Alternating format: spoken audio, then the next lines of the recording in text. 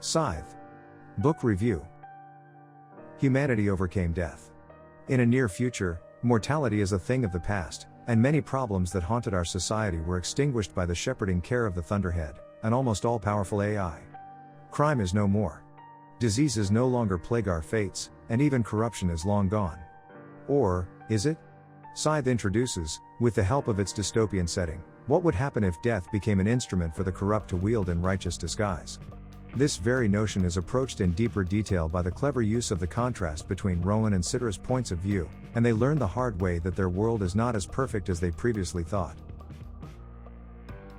Mortality is a restraining factor that leashes our actions with caution.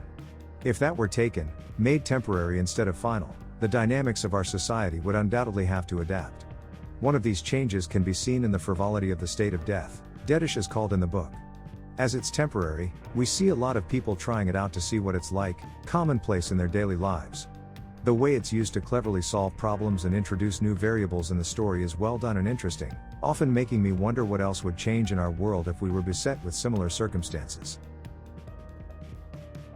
The sole instrument of death, the Scythe acts as an important limiter to the world's increasing population.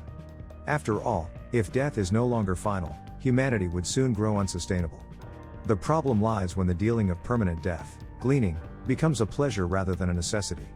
In this vein of thought, the story follows two main points of view, painting a stark contrast between both sides of the matter.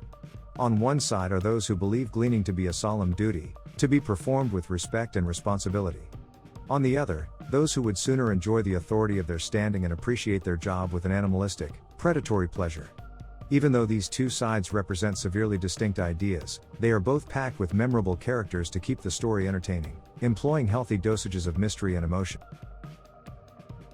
Scythe starts off slow. It takes its time to introduce the reader to its world and the new dynamics brought by the dystopian setting. However, once it gets going, the story keeps the entertainment always flowing, be it by increasing the stakes or slowly building up the foundation for other storylines. At the end of the day, the first installment of Arc of a Scythe does a great job at setting up the sequel, and with its interesting premise, characters, and plot, it did not take me long to devour the whole book.